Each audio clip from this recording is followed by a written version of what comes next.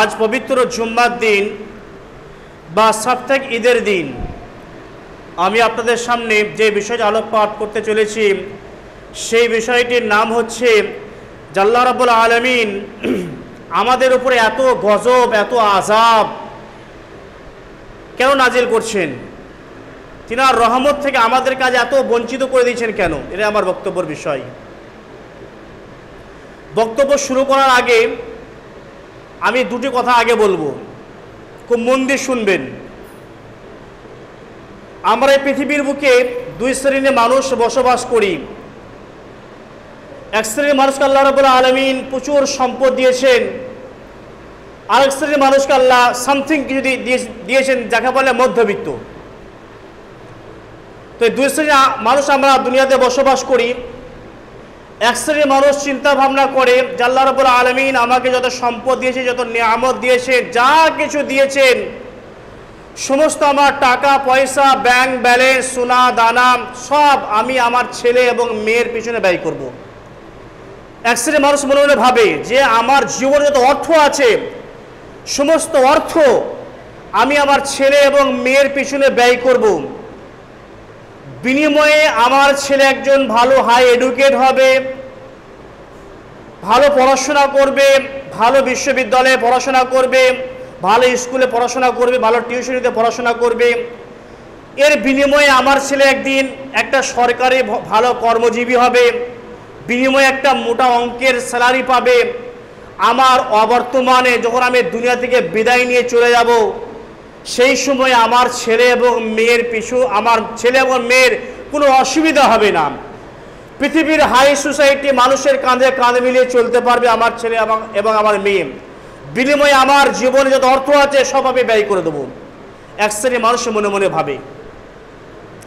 আবার এক শ্রেণীর মানুষ মনে মনে ভাবে আমি জীবনে যত অর্থ আমি আয় করব সমস্ত অর্থ আমি আমার ছেলে এবং মেয়ের পিছনে ব্যয় করব। কেন? বিনিময়ে আমার ছেলে এবং মেয়ে একজন কোরআনের ভালো হাফেজ হবে, ভালো মাওলানা হবে, ভালো বক্তা হবে।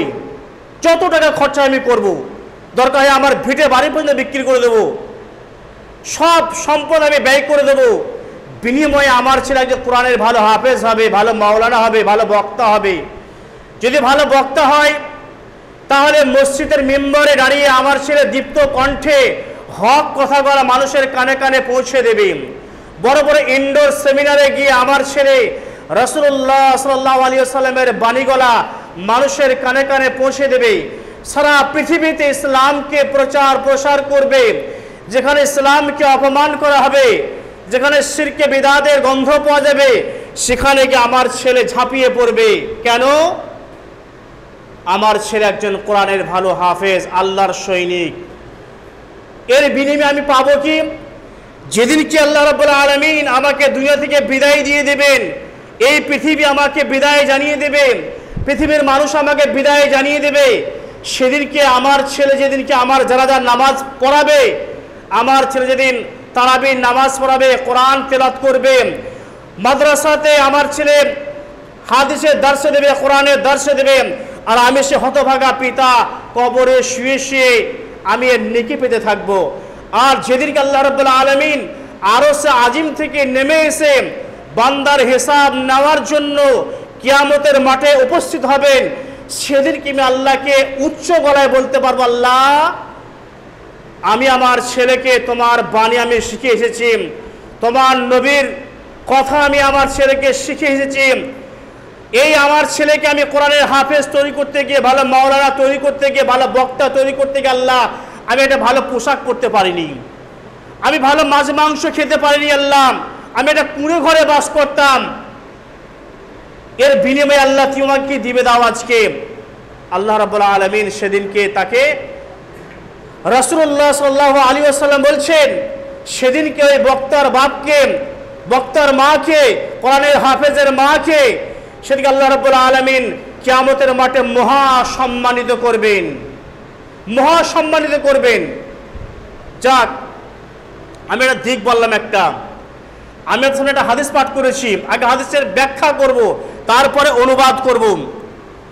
হাদিসের ব্যাখ্যাটা হচ্ছে এই নবী মুহাম্মদ রাসূলুল্লাহ সাল্লাল্লাহু আলাইহি ওয়াসাল্লাম তিনি একদিন মসজিদে নববীতে আসরের নামাজ পড়লেন। আমি আগেই বলেছি যে পৃথিবীতে আল্লাহ রাব্বুল আলামিন এত গজব, এত আযাব কেন নাজিল করছেন, এত বান বন্যা, মানুষের ফসলাদি নষ্ট হয়ে যাওয়ার কারণটা কি, এটাই আমি আপনাদের সামনে উপস্থাপন করব।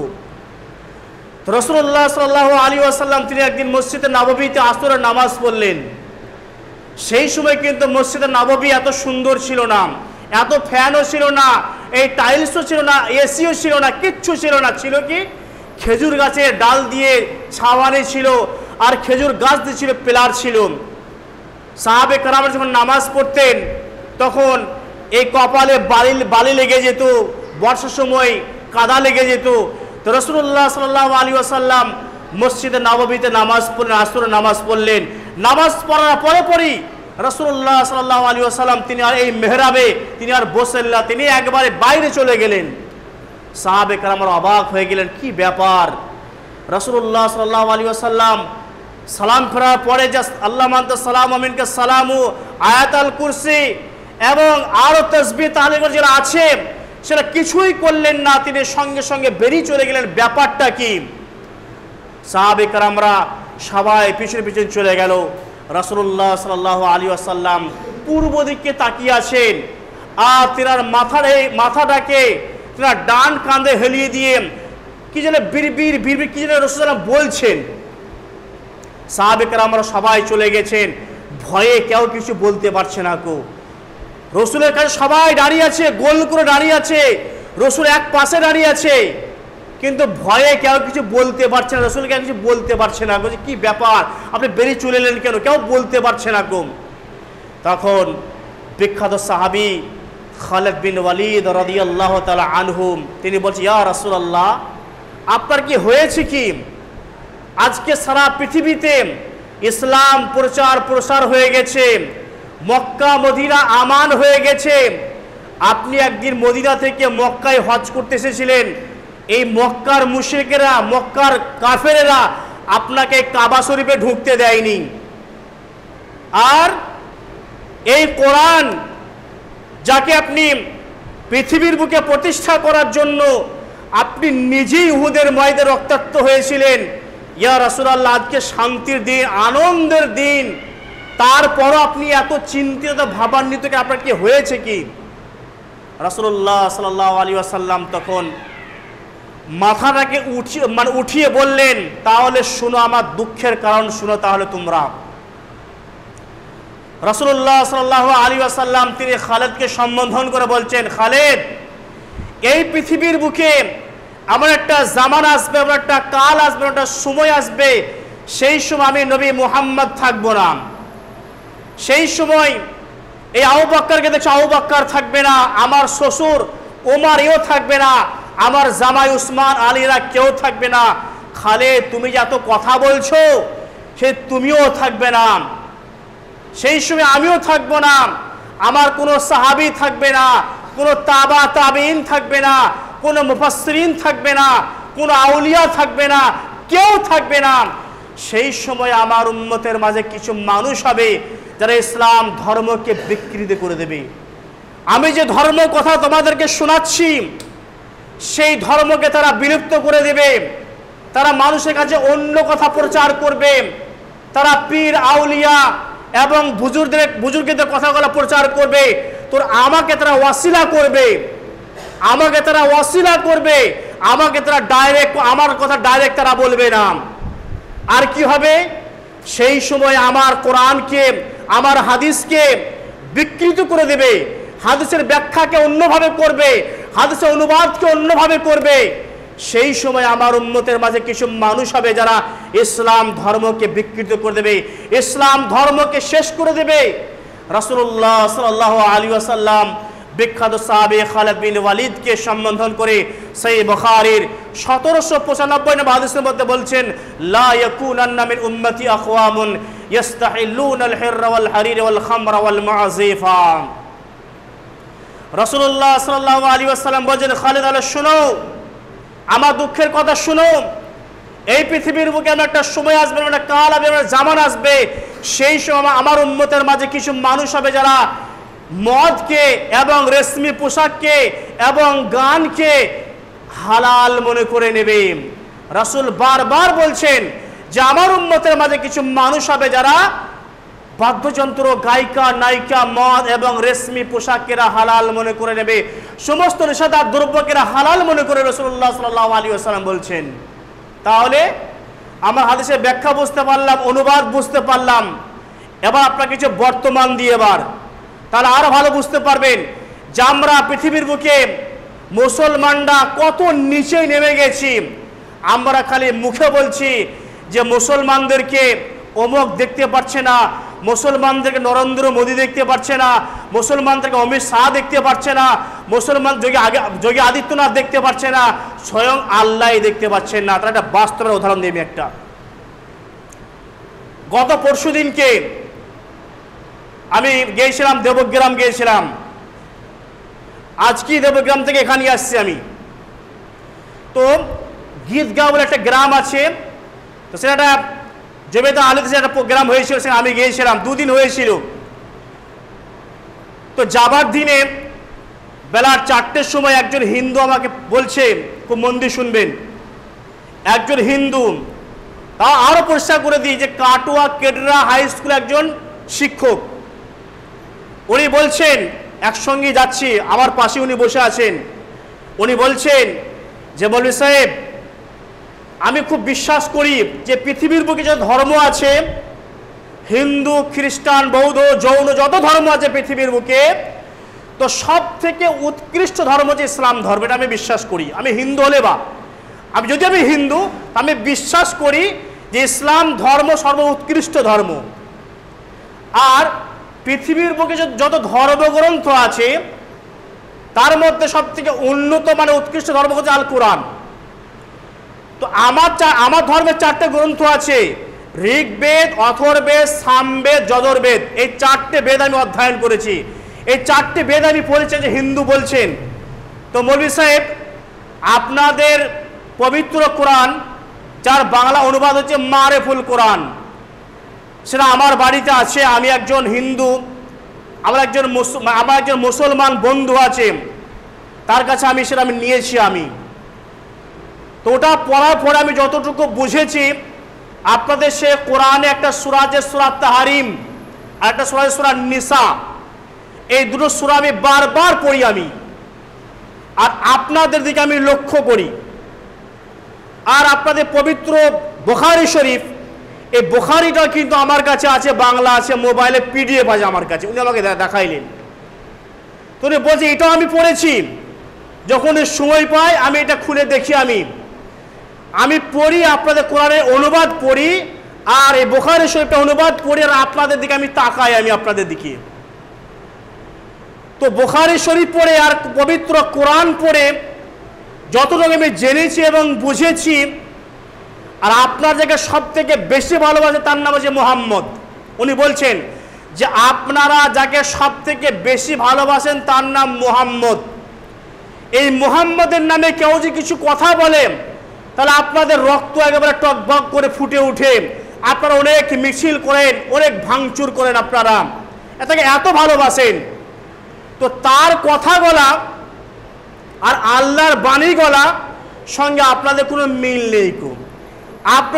আপনারা যে সমস্ত কাজগুলা করছেন, আপনাদের চলাফেরা, আপনাদের আচার ব্যবহার, কৃষ্টি, কালচার, আপনাদের লেনদেন সঙ্গে মুহাম্মদের কোনো মেল নেই, কোরআনের সাথে আপনাদের কথাবার্তার কোনো মেল নেই।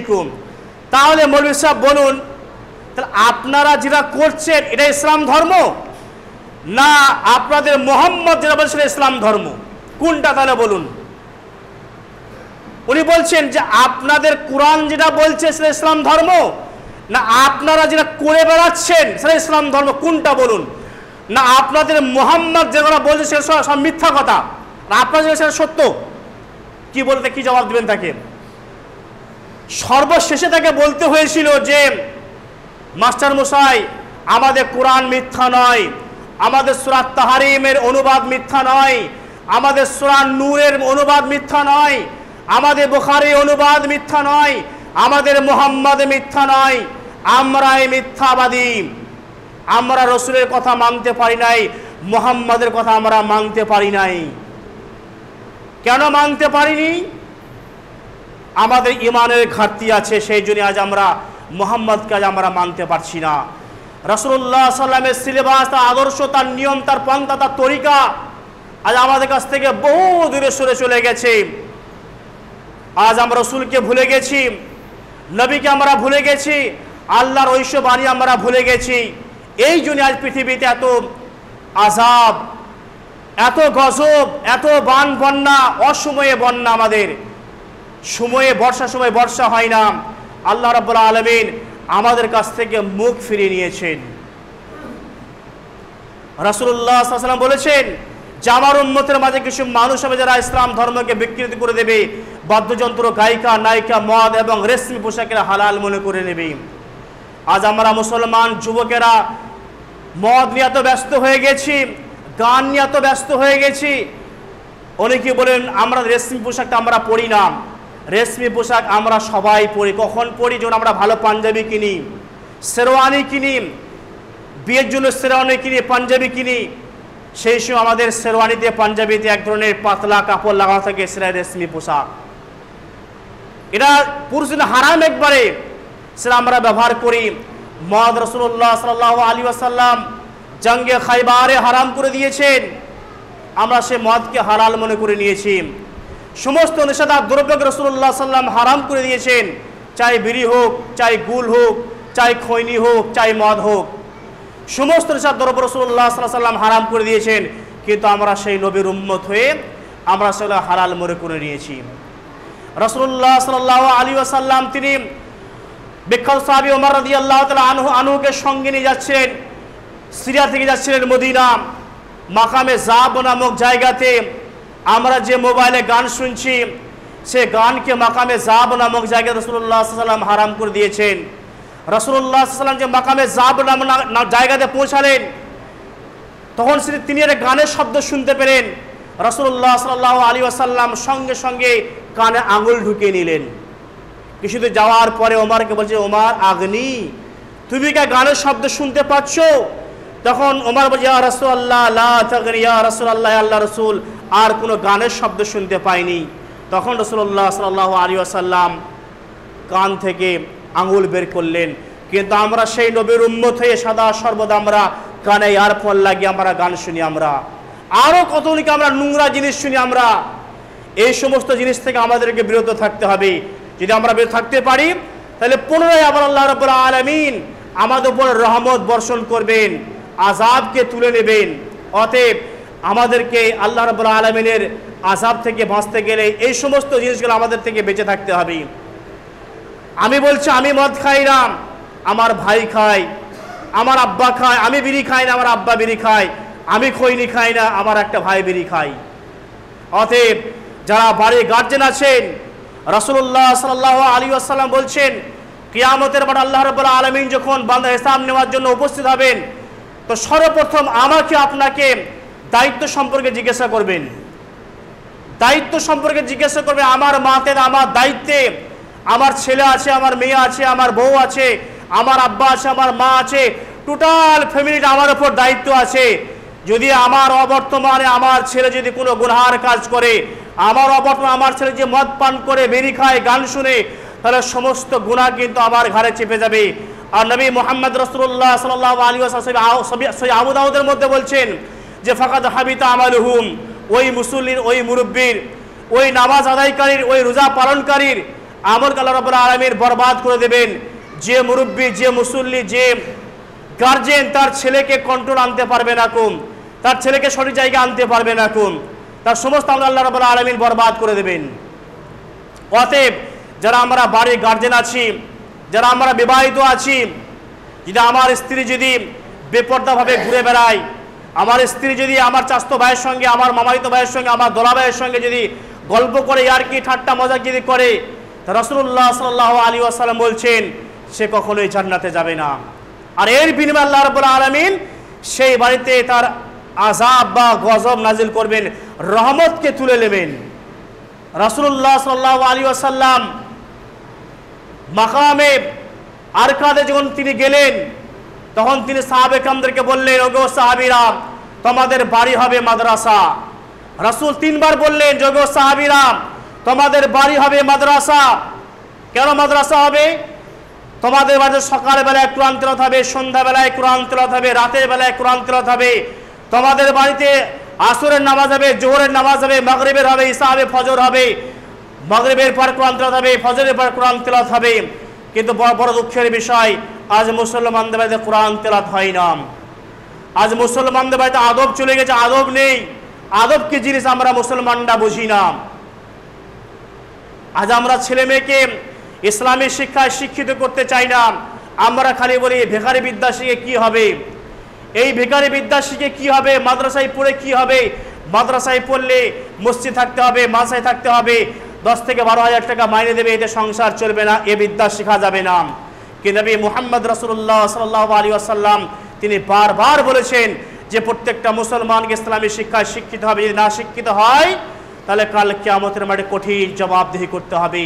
যদি কোনো মানুষ যদি কোরআন না জানে, হাদিস না জানে, তাহলে কাল কিয়ামতের মাঠে থেকে জবাবদিহি করতে হবে, তুমি কেন শিখোনি, তুমি আমার কোরআন কেন শিখোনি, তুমি আমাকে জবাব দাও। সেদিকে আল্লাহ শুনবে না যে আমার বয়স হয়ে গেছিল, আল্লাহ আমার জবান থেকে কোরআনের আয়াত বের হতো না, আমার জবান থেকে কোরআন উচ্চারণ হতো না, এ কথা আল্লাহ শুনবে না। সেদিনকে আল্লাহ রাব্বুল আলামিন সেদিনকে আপনাকে পুঙ্খানুপুঙ্খানুভাবে যে দায়িত্ব দিয়ে আপনাকে আল্লাহ রাব্বুল দুনিয়াতে পাঠিয়েছেন, সেই দায়িত্ব বুঝে নেবেন। আল্লাহ রাব্বুল আলামিন আমাকে খামোখা দুনিয়াতে পাঠাননি। অতএব আমাদের প্রত্যেককেই ইসলামী শিক্ষায় শিক্ষিত হতে হবে। আর আমাদের বাড়ি হবে মাদ্রাসা। মুসলমানদের বাড়ি একবারে সদরখানা হয়ে গেছে। নবী মুহাম্মদ রাসূলুল্লাহ সাল্লাল্লাহু আলাইহি ওয়াসাল্লাম সহিহ বুখারীর 1749 হাদিসের মধ্যে রাসূলুল্লাহ সাল্লাল্লাহু আলাইহি ওয়াসাল্লাম বলছেন, 3 শ্রেণীর মানুষ কখনোই জান্নাতে যাবে না। তার মধ্যে 1 নম্বর হচ্ছে আকুল ওয়ালিদাইন, যারা পিতা মাতাকে বৃদ্ধ অবস্থায় পেল, যারা পিতা মাতাকে বৃদ্ধ অবস্থায় পেল, মা বাবাকে বৃদ্ধ অবস্থায় পেল, অত তার সেবা করলো না, সে কখনোই জান্নাতে যাবে না। রাসূল বলছে, আর 2 মুদমিনুল খামর, যে ব্যক্তি নিয়মিত নেশাদার দ্রব্য পান করবে, চাই মদ হোক, চাই বিড়ি হোক, চাই গুল হোক, চাই খৈনি হোক, যেটাই নেশা হবে, নিয়মিত ব্যক্তি নেশাদার দ্রব্য পান করে, আর যদি 5 ওয়াক্ত নামাজও পড়ে, তাহলে নামাজ মসজিদের মধ্যে সীমাবদ্ধ রয়ে যাবে, মসজিদ ওই পার আর হবে না। রাসূল বলছে, আমরা অনেকেই আছি যে 5 ওয়াক্ত নামাজও পড়ি, মুখে দাড়িও আছে, রমজান রোজাও রাখি, তারাবির নামাজও পড়ি, কুরবানিও করি, কিন্তু বিড়িও খাই। ওই মুসল্লির নামাজ কখনোই কবুল হবে না, রাসূল বলছে। আর 3 নম্বর হচ্ছে দায়ুস। দায়ুসকে আপনি যে ব্যক্তি বাড়িতে বেহাপনার সুযোগ দিয়ে দিয়েছে। বেহাপনা বলতে কি সঠিকভাবে বুঝতে পারছেন না। বেহাপনা বলতে সাপোজ ধরলেন যে শ্রীখণ্ড গ্রাম আমার একটা বন্ধু আছে, আমি মাঝের মধ্যে শ্রীখণ্ড গ্রাম আসি, এবার একদিন এসেছি শ্রীখণ্ড গ্রাম মাগরিবের পরে, তো আমার বন্ধুকে বলছি, বন্ধু আমি তো তোমার বাড়ি প্রায় আসি, আজকে আমার বাড়ি চলো, আমার বাড়িতে চলো, আমার মা ধুকি করেছে, হাঁস জবাই করেছে, চলো তোমার দাওয়াত রইল। বন্ধুকে নিয়ে গেলাম, মাথায় টুপি দিয়ে, বন্ধুরা আমার মাথায় টুপি আছে, আমার গ্রামে গিয়ে এশার নামাজ পড়লাম। এশার নামাজ পড়ে আমার মা ধুকি দিয়েছে, মাংস দিয়েছে, মিষ্টি দিয়েছে, আর অনেক কিছু খাবার দিয়েছে। সবাই মিলে আমরা এক জায়গায় খেতে বসেছি। আমার স্ত্রী আছে, আমার মা আছে, আমার বোন আছে, আমার ভাতিজি আছে, সবাই, সমস্ত পরিবারের সবাই আছে। দেখছি আমার বন্ধু যখন খাবার নিতে যাচ্ছে, আমার স্ত্রীর হাতে হাত লেগে যাচ্ছে, আমার মায়ের সাথে হাত লেগে যাচ্ছে, আমার মায়ের চোখে চোখ পড়ে যাচ্ছে, আমার স্ত্রীর চোখে চোখ পড়ে যাচ্ছে, আমার বোনের চোখে চোখ পড়ে যাচ্ছে। এটাই হলো বাড়ির বেহাপনার সুযোগ। ওই ব্যক্তি কখনোই জান্নাতে যাবে না যে বাড়িতে বেহাপনার সুযোগ দিল। আমার খালাতো ভাই এসে আমার স্ত্রীর সঙ্গে গল্প করবে, আমার দোলা ভাই এসে আমার স্ত্রীর সঙ্গে গল্প করবে, আমার ফুফা এসে আমার মায়ের সঙ্গে গল্প করবে, আমার চাচা এসে আমার মায়ের সঙ্গে গল্প করবে। ইসলাম এটাকে পারমিট করে না। আর রাসূল বলছে, যে ব্যক্তি এটা বাড়িতে সুযোগ করে দেবে, সে কখনোই জান্নাতে যাবে না। যদিও সে 3 বার 4 বার 6 বার 10 বার কাবা শরীফে ঘুরে আসে, যে কাবা শরীফে যদি সে কাঁদে, তাও তার ইবাদত কবুল হবে না, যে বাড়িতে বেহাপনার সুযোগ দিয়ে দেবে। অতএব আমাদের বাড়ি হবে একবারে মাদ্রাসা। রাসূল যেভাবে বলেছে সেইভাবেই আমাদের বাড়িকে চালাতে হবে। আমাদের বাড়ি হবে মাদ্রাসা সকালে সন্ধ্যাবেলায় কোরআন তেলাওয়াত হবে। আমাদের ছোট্ট ছোট যারা বাচ্চা আছে তাদেরকে ইসলামিক আদব আমরা শেখাবো। আমার ছোট্ট মেয়েটাকে ছোট্ট ছেলেটাকে বলবো, আব্বু আম্মু বিসমিল্লাহ বলে পানি পান করো। আব্বু আল্লাহুম্মা বিসমিকা আমুতু ওয়াহিয়া বলে তুমি ঘুমাতে যাও। আব্বু তোমার দাদা জানকে দিবে আসসালামু আলাইকুম বলো, দাদু তোমার নানা জানকে আসসালামু আলাইকুম বলো। সবাইকে সালামের প্রচলন করতে হবে। আপনি যখন বাড়িতে ঢুকবেন তোরা আপনাকে আসসালামু আলাইকুম বলে ঢুকতে হবে, সালাম দিয়ে বাড়িতে প্রবেশ করতে হবে। অনেকে বলে মৌলভী সাহেব সালাম দিতে লজ্জা লাগে, মাকে সালাম দিতে লজ্জা লাগে, স্ত্রীকে সালাম দিতে লজ্জা লাগে, আব্বাকে সালাম দিতে লজ্জা লাগে। কিন্তু অনেক যুবক আছে গার্লফ্রেন্ডকে ফোন করবে আসসালামু আলাইকুম। অনেক যুবক আছে, আমার কাছে খবর আছে, অনেক যুবক আছে গার্লফ্রেন্ডকে ফোন করতে আসসালামু আলাইকুম বলে, আর মাকে সালাম দিতে লজ্জা লাগে, আব্বাকে সালাম দিতে লজ্জা লাগে। অতএব আপনি যদি বাড়িতে সালাম দেন তাহলে আপনার ছোট্ট বাচ্চারাও দেখবে যে আমার আব্বা সালাম দিছে। যখন সে বড় হবে সেও তখন বাড়িকে সালাম দিয়ে প্রবেশ করবে। অতএব সালামের প্রচলন করতে হবে। আর বাড়ির মেয়ে ছাড়া যেন বাড়ির বাইরে যেন না বের হয়, ইসলামিক পরিবেশ তো তৈরি করতে হবে। আজ আমাদের ছোট্ট ছোট্ট বাচ্চারা ইসলাম থেকে বহু দূরে সরে চলে গেছে। আর রাসূল বলছে, সে আবু দাউদ হাদিস, রাসূল বলছে উম্মত যখন তোমার সন্তানের 7 বছর বয়স হয়ে যাবে তখন তোমার সন্তানকে আমার সঙ্গে পরিচয় করিয়ে দাও যে আমি একজন নবী মুহাম্মদ এই পৃথিবীর বুকে এসেছিলাম মানুষকে সঠিক দিশা দেওয়ার জন্য।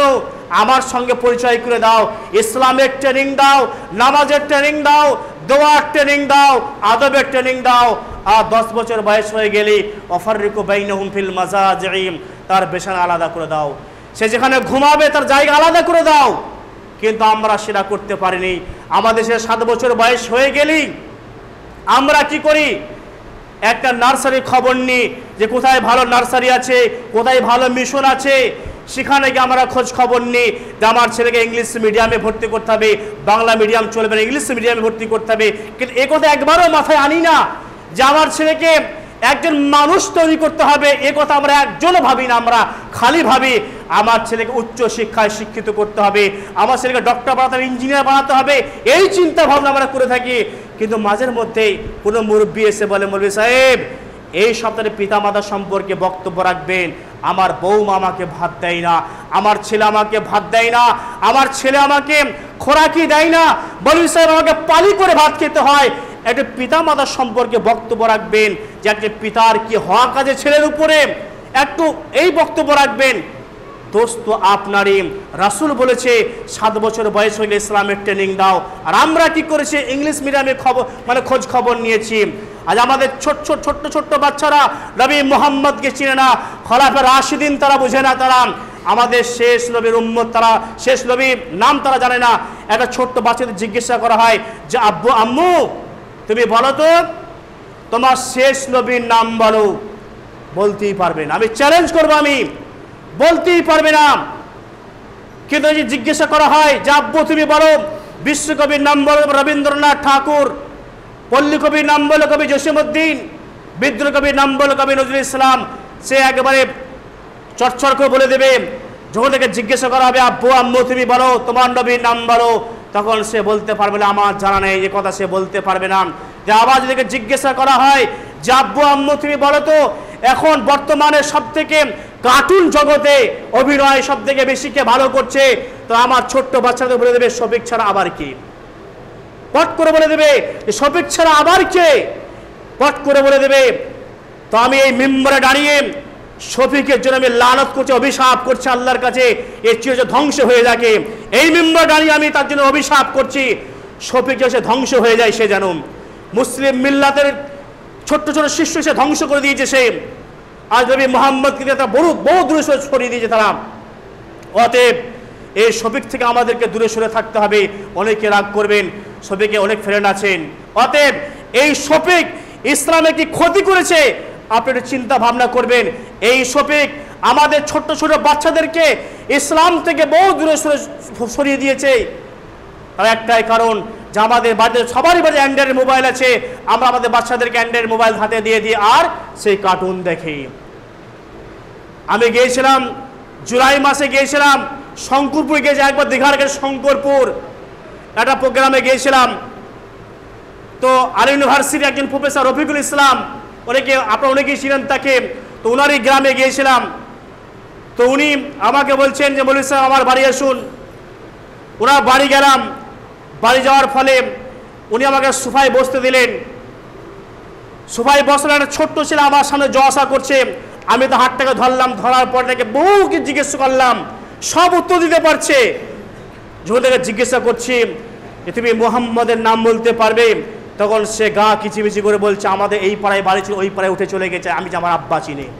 আমি জানি আমার আব্বা, আমি জানি না আমার আব্বা চিনি। এ দুঃখ এ লজ্জা দেবো কোথায় আমরা? আমরা তো ইসলাম থেকে দূরে সরে চলে গেছি, কিন্তু আমাদের যে সন্তানগুলা তারাও ইসলাম থেকে দূরে সরে চলে যাচ্ছে। এই যে আল্লাহ রাব্বুল আলামিন বলেছেন জাহারাল ফাসাদু ফিল বাররি ওয়াল বাহরি বিমা কাসাবাত আইদিন নাস। এই পৃথিবীর বুকে যত আযাব, যত ভাঙন, যা কিছু আসছে আমাদের দুই হাতের কামাই এইগুলা। আমরা যেমন মাল উপরে পাঠিয়েছি তেমন রিটার্ন আসছে। অতএব আমাদেরকে ভালো ভালো আমল করতে হবে, ইসলামকে আমাদেরকে বুঝতে হবে, আমাদের সন্তান ইসলাম বোঝাতে হবে। আমরা বাড়িতে 1000 2000 দিয়ে আমরা টিউশন রেখে দিয়েছি বাংলা ইংরেজি করার জন্য, কিন্তু কোনো মানুষ আমরা চিন্তা ভাবনা করি নাই যে আমার ছেলেকে একটা ভালো মৌলবি দিকে একটা টিউশনি করাই, দিয়ে আমার ছেলে একজন ভালো কোরআন শিখুক, হাদিস গোলা শিখুক, দোয়া গোলা শিখুক। এ চিন্তা ভাবনা আমরা কেউ করি না। যেভাবে আমরা বাংলা ইংরাজি অঙ্কদের টিউশনি নিয়ে ছেলেদিকে পাঠিয়ে দিই, না গেলে আমরা প্রহার করি, কিন্তু মসজিদের মক্তবে আমরা ছেলে মেয়ে পাঠাই না। আমার বলার বিষয় হলো যে প্রত্যেকটা বাচ্চাকে এই মসজিদে বারান্দা পেরিয়ে তবে সে প্রাইমারি যাবে, তবে সে নার্সারি যাবে। প্রত্যেকটা শিশুকে এই মসজিদে বারান্দা পেরিয়ে সে প্রাইমারি যাবে, তারপরে সে যেখানে যাবে যাবে। অতএব আগে তৌহিদি শিক্ষাগুলা আগে মসজিদে মক্তবে নিতে হবে। কিন্তু আমরা মক্তব কাজ আমরা ঘৃণা চোখে দেখি যে ও পরে কি হবে, আলিবাতাসা পরে কি হবে, এ পরে কিছু হবে না।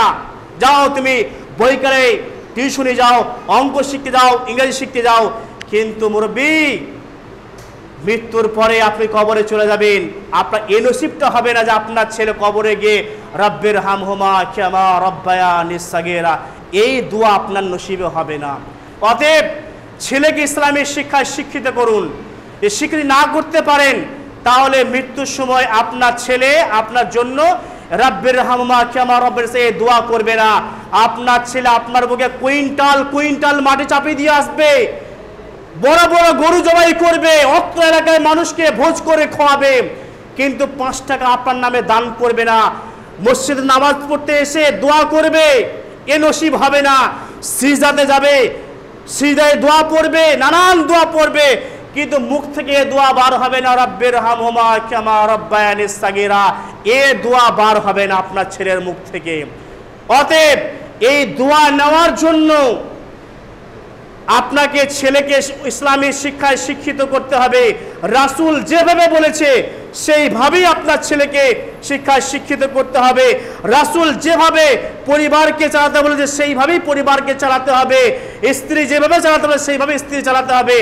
আমরা কিন্তু স্ত্রীর ভরণ পোষণের ক্ষমতা বলতে বুঝি ভালো খাওয়া দিতে পারলে হবে, ভালো গয়না দিতে পারলে হবে, অ্যান্ড্রয়েড মোবাইল দিতে পারলে হবে, স্কুটি কিনে দিতে পারলেই হবে। এটাকে স্ত্রী ভরণ পোষণের ক্ষমতা বলে না। স্ত্রী ভরণ ক্ষমতা বলে, রাসূল বলছে তোমার চোখ যেদিকে যাবে স্ত্রী সেদিকেই চলবে।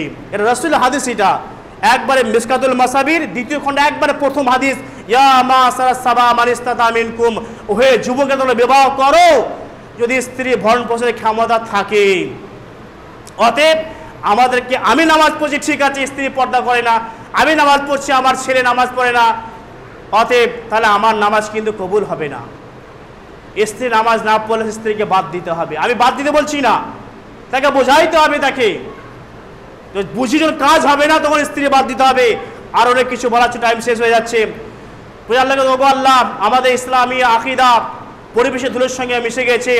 দয়াময় প্রভু আমাদের ঈমান আকিদা হাদিস এবং কোরআন দিয়ে ধৌত করে দাও। দয়াময় প্রভু এই শ্রীখণ্ড গ্রামের প্রত্যেকটা যুবককে তুমি ইসলামে আলো দিয়েছো, আরও তুমি আলো বাড়িয়ে দাও। যেভাবে তুমি ইব্রাহিম, আজরের ঘরে ইব্রাহিম তুমি তৈরি করেছিলে, দয়াময় প্রভু শ্রীখণ্ড গ্রামে তাই হয়েছে, আজরের ঘরে ইব্রাহিম তৈরি হয়েছে।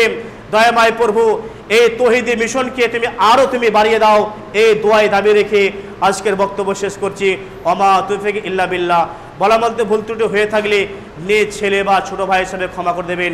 আকুলি কাউলি হাযা আস্তাগফিরুল্লাহ ওয়া লাকুম। আলহামদুলিল্লাহি রাব্বিল আলামিন। আমিন।